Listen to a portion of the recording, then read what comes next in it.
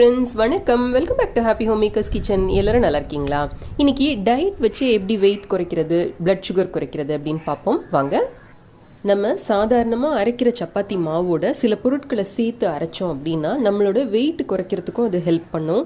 நம்ம உடம்புல சர்க்கரை அளவை கூட்டாமல் இருக்கிறதுக்கும் நம்மளோட கெட்ட கொழுப்பை அகற்றி கொலஸ்ட்ராலை குறைக்கிறதுக்கும் உதவும் அது.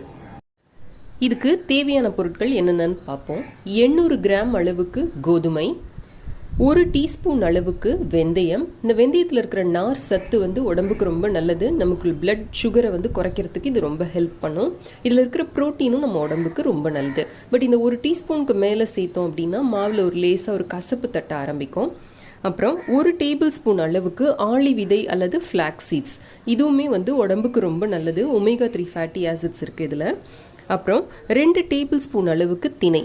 திணை நம்மளோட பிளட் சுகரை குறைக்கக்கூடியது, அதனால அதை எடுத்திருக்கோம். 2 டேபிள் ஸ்பூன் அளவுக்கு சோளம். இது நீங்கள் வெள்ளை சோளம் வேணாலும் எடுத்துக்கலாம், சிகப்பு சோளம் வேணாலும் எடுத்துக்கலாம். இது வெயிட் குறையறதுக்கும் ரொம்ப ஹெல்ப் பண்ணும். இதில் ப்ரோட்டீனும் நிறைய இருக்குது. அப்புறம் 2 டேபிள் ஸ்பூன் அளவுக்கு ஓட்ஸ். ஓட்ஸில் ஃபைபர் நிறைய இருக்கிறதுனால நம்ம உடம்புல இருக்கிற கழிவுகளை அகற்றுறதுக்கு இது ஹெல்ப் பண்ணும். ஸோ வெயிட் லாஸ்க்கும் ஹெல்ப் பண்ணும். அப்புறம் 2 டேபிள் ஸ்பூன் அளவுக்கு கொள்ளு. கொள்ளு எப்போவுமே நம்ம உடம்புல இருக்கிற கொழுப்பை, கெட்ட கொழுப்பை குறைக்கிறதுக்கு ரொம்ப ஹெல்ப் பண்ணும், அதனால இது எடுத்திருக்கேன். அப்புறம் 2 டேபிள் ஸ்பூன் அளவுக்கு பார்லி. பார்லி எப்போவுமே நம்ம உடம்புல இருக்கிற கெட்ட நீரை அகற்றுறதுக்கு ரொம்ப ஹெல்ப் பண்ணும். அப்புறம் 2 டேபிள் ஸ்பூன் அளவுக்கு கடலைப்பருப்பு. இதில் இருக்கிற ப்ரோட்டீன் நம்ம உடம்புக்கு ரொம்ப ரொம்ப நல்லது. 2 டேபிள் ஸ்பூன் அளவுக்கு சோளம். இந்த சோளமும் நம்ம உடம்புக்கு ரொம்ப நல்லது. இதில் இருக்கிற ஃபைபர், ப்ரோட்டீன் எல்லாமே நம்ம வெயிட் லாஸ்க்கும் பிளட் சுகரை கண்ட்ரோல் பண்ணுறதுக்கும் ஹெல்ப் பண்ணும். இது இல்லாமல் நம்ம எடுக்க போகிற இன்னொரு ஐட்டம் சீலியம் ஹஸ்க். நீங்கள் பொதுவாக இசாப்கால் அப்படின்னு சொல்லிட்டு கடைகளில் கிடைக்கும். கான்ஸ்டிபேஷன் இருக்கிறவங்க யூஸ்வலாக வாங்கி சாப்பிடுவாங்க. இது என்ன பண்ணும் அப்படின்னா நம்ம குடலில் இருக்கிற கழிவுகளோடு சேர்த்து இது நிறைய தண்ணி அப்சார்ப் பண்ணும். ஸோ அந்த மாதிரி அப்சார்ப் பண்ணி நம்ம குடலில் இருக்கிற கழிவுகளோடு சேர்த்து அதை வெளியில் தள்ளுறதுக்கு ரொம்ப ஹெல்ப் பண்ணும். அப்புறம் இது டைஜஸ்ட் ஆகிறதுக்கும் ரொம்ப லேட் ஆகும். அப்படிங்கிறதுனால நம்மளோட பிளட் சுகரை ஏற்றாமல் நமக்கு வெயிட் லாஸ்க்கு ஹெல்ப் பண்ணும். நமக்கு ரொம்ப நேரத்துக்கு பசி எடுக்காமல் இருக்கும்.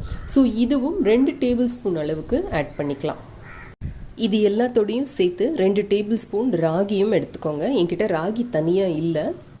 உங்களுக்கு நல்ல வெயில் வசதி இருந்தது, காய வைக்கிற வசதி இருந்தது அப்படின்னா நீங்கள் இந்த தானியங்கள் எல்லாத்தையும் ஒரு தடவை லைட்டாக களைஞ்சிட்டு நல்ல ஒரு துணியில் போட்டு காய வச்சு, தனித்தனியாக காய வச்சு கூட ஒன்றாக்கி நம்ம போட்டு மிஷினில் அரைச்சி வாங்கிட்டு வந்துடலாம். நீங்கள் கூட அளவில் அரைக்கிறீங்க அப்படின்னா எப்போவுமே 80:20 அந்த ரேஷியோ ஞாபகம் வச்சுக்கோங்க. 80% கோதுமையும் 20% இந்த பாக்கி இருக்கிற பொருட்களும் இருக்கிற மாதிரி பார்த்துக்கோங்க. ஸோ 1 கிலோவுக்கு 800 கிராம் அளவுக்கு கோதுமையும் 200 கிராம் அளவுக்கு மற்ற பொருட்களும் நீங்கள் சேர்த்தீங்க அப்படின்னா கரெக்டாக இருக்கும். உங்களுக்கு மிஷின் வசதி இல்லை அப்படின்னா நீங்கள் கோதுமை மாவை தனியாக வாங்கிக்கிட்டு இந்த மாதிரி சோள மாவு, ராகி மாவு, அப்புறமா வெந்தய பொடி எல்லாமே நமக்கு தனித்தனியாக கிடைக்கிது. நீங்கள் அந்த மாதிரி வாங்கியும் நீங்கள் இதோட சேர்த்துக்கலாம். அது உங்களுக்கு இன்னுமே ஈஸியாக இருக்கும். ஓட்ஸு, இந்த சோளம், இந்த தினை இதெல்லாம் நம்ம வீட்லேயே அரைச்சிடலாம். பார்லி இதெல்லாம் நம்ம வீட்லேயே கூட மிக்சியில் அரைச்சி ஆட் பண்ணிக்கலாம். ஸோ நீங்கள் எப்படி உங்களுக்கு வசதியோ நீங்கள் அந்த மாதிரி செய்துக்கோங்க. இப்போது வீட்லேயே நம்மளோட மல்டிகிரெயின் ஆட்டா தயார். இது பார்க்குறதுக்கு நம்ம ரெகுலர் சப்பாத்தி மாவு மாதிரியே தான் இருக்கும். ரொம்பலாம் ஒன்றும் பெரிய டிஃப்ரென்ஸ் இருக்காது. ஆனால் நம்ம ரெகுலர் சப்பாத்தி மாவை விட இது கொஞ்சம் கூட தண்ணி இழுக்கும். ஏன்னா நம்ம இந்த பார்லி, ஓட்ஸு, அந்த சீலியம் ஹஸ்க் அதெல்லாம் சேர்த்துருக்கிறதுனால கொஞ்சம் கூட தண்ணி இழுக்கும். இப்போ நம்ம ரெகுலராக செய்கிற சப்பாத்திக்கு 1 கப் அளவுக்கு 1/2 கப் அளவுக்கு தண்ணி விட்டால் சரியாக இருக்கும். இதுக்கு 3/4 கப் அளவுக்கு தண்ணி, அதை சில நேரம் கொஞ்சம் கூடவே தேவைப்படும். ஸோ முதல் தடவை நீங்கள் கொஞ்சம் கொஞ்சமாக விட்டு பார்த்து பிசைஞ்சிக்கிட்டீங்க அப்படின்னா அடுத்தடுத்த தடவையிலேருந்து உங்களுக்கு ரொம்ப ஈஸியாக இருக்கும்.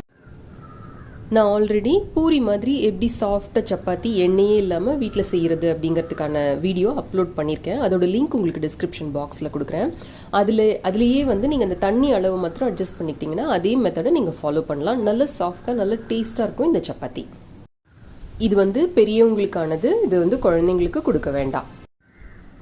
குழந்தைங்களுக்கு நல்ல வெயிட் போடுறதுக்கும் நல்ல கலர் வைக்கிறதுக்கும் எப்படி சப்பாத்தி மாவு அரைக்கணும், என்னெல்லாம் சேர்க்கணும் அப்படிங்கிறதுக்கான வீடியோ நான் ஆல்ரெடி அப்லோட் பண்ணியிருக்கேன். அதோட லிங்க்கும் நான் உங்களுக்கு டிஸ்கிரிப்ஷன் பாக்ஸில் கொடுக்குறேன், பார்த்துக்கோங்க.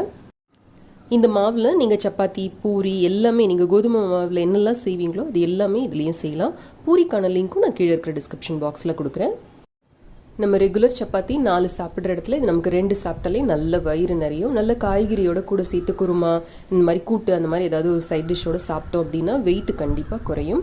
குருமாக்கான ரெசிபி லிங்க்கு, இந்த சப்பாத்தி பூரிக்கான சைட் டிஷ் லிங்க் எல்லாம் கூட நான் உங்களுக்கு கீழே கொடுக்குறேன் டிஸ்கிரிப்ஷன் பாக்ஸில். இந்த ரெசிபி உங்களுக்கு ரொம்ப பிடிச்சிருக்கும்னு நினைக்கிறேன், பயனுள்ளதாகவும் இருக்கும்னு நினைக்கிறேன். இந்த வீடியோ பிடிச்சிருந்தா லைக் பண்ணுங்கள், நம்ம சேனலுக்கு சப்ஸ்கிரைப் பண்ணி ஹாப்பி ஹோம் மேக்கர் குடும்பத்தில் ஒரு அங்கத்தினராக சேர்ந்துருங்க. இணைந்திருங்கள் ஹாப்பி ஹோம் மேக்கருடன். என்னாலும் நன்றி, வணக்கம். ஆரோக்கியமான சமையல், ஆனந்தமான வாழ்க்கை.